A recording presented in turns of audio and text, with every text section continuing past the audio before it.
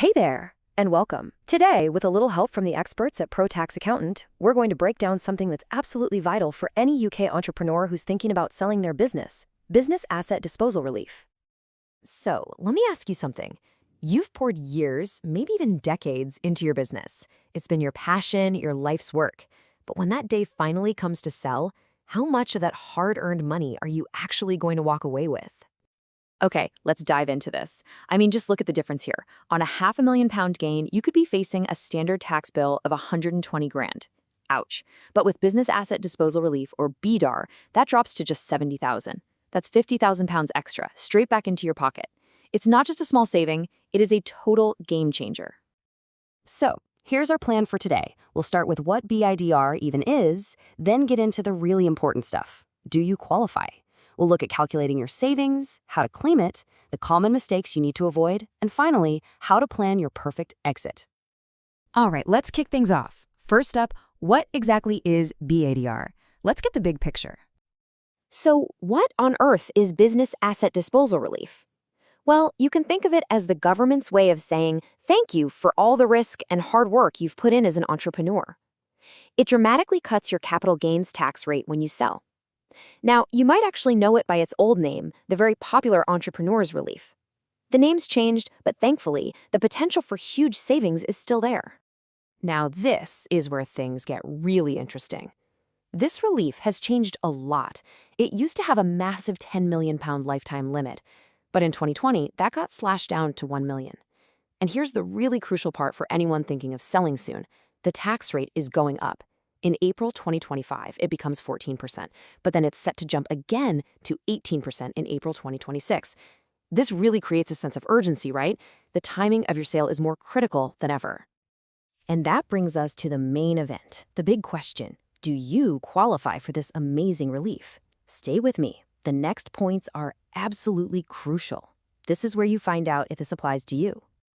If you remember just one thing from this section, make it this number, 2. 2 years. This is the golden rule, the one condition you just can't get around. You have to have owned your business for at least 2 full years right up to the day you sell it.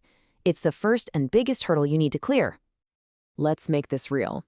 Let's picture David. He owns a brilliant little coffee shop in London. As a sole trader, does he qualify? Well, let's check the boxes. Has he owned it for more than 2 years? Yup. Is it a trading business? Is he actually selling coffee and not just renting out property? For sure. And is he selling it? Yes. So David's in. He qualifies. Okay, and here is a fantastic pro tip for you. What if you've already closed up shop? You might think you've missed your chance, but that's not always true. You actually have a pretty generous 3-year window after you stop trading to sell your business assets and still qualify for BADR. That little detail is a real lifesaver for some people. Now, what if you're not a sole trader? Let's take Chloe, a freelance web developer who turned her business into a limited company.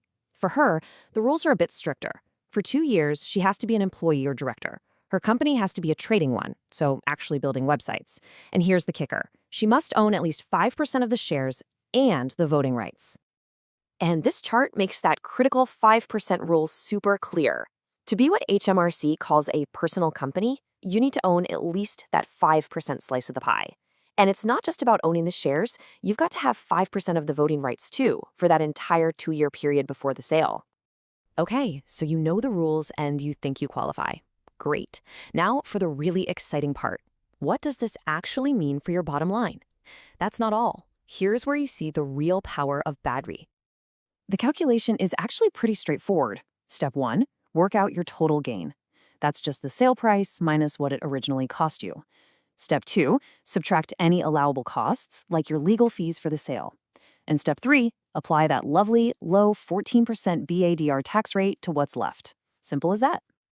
Let's go back to Chloe, our web developer. She sells her shares for £400,000. Her original cost was $50,000, so her total gain is $350,000. With BADR, her tax bill is $49 grand. But without it, at the standard rate, she'd be paying a whopping $84,000. Just look at that bottom line. BADR saved her a cool £35,000. Now, it's really important to know there is a cap. You get a £1 million lifetime allowance for BADR, and that's not per sales, it's a running total for your entire life. So any qualifying gains you make over and above that £1 million mark get taxed at the normal capital gains rates. So you qualify, you've done the math, and you're ready to pocket those savings. How do you actually go about claiming it? Let's walk through the practical steps. It's pretty simple, really. You make the claim on your self-assessment tax return in the special section for capital gains. But the deadline is what you really need to watch. For example, if you sell your business in the 2025 to 2026 tax year, you have until the 31st of January 2028 to make your claim. It's a long window, but if you miss it, you've missed it for good. Now, this next point is crucial. It's where most people go wrong. Knowing the rules is great, but knowing the pitfalls is what's going to make sure you actually get to keep that extra cash. Here are the top 3 mistakes we see all the time. Number 1, selling too early. Being even 1 day short of that 2-year rule is an instant no. You get nothing. Number 2, the business changes. Say your company starts investing a lot in rental properties. HMRC could decide you're not a trading company anymore, and poof, your eligibility is gone. And third, the easiest mistake of all, just missing the claim deadline. It's a simple admin error that can literally cost you thousands. Phew, we've covered a huge amount of ground.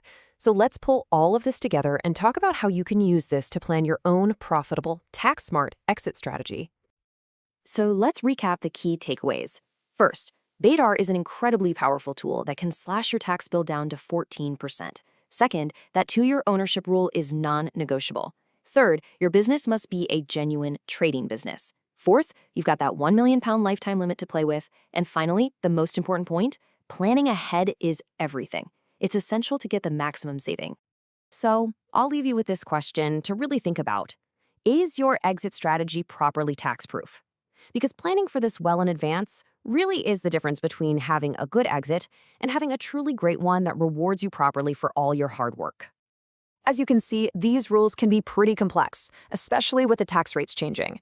Getting expert advice isn't just a good idea, it's absolutely key to maximizing your return. So if you want professional help to build your perfect exit plan, reach out to the team at ProTax Accountant. You can get them on WhatsApp or by phone at 07985 689912 or email them at info@protaxaccountant.co.uk. And hey, if you found this guide helpful, make sure you subscribe to the ProTax Accountant YouTube channel. They're always posting essential guides just like this, all designed to help UK business owners like you save money and stay compliant. Thanks for watching.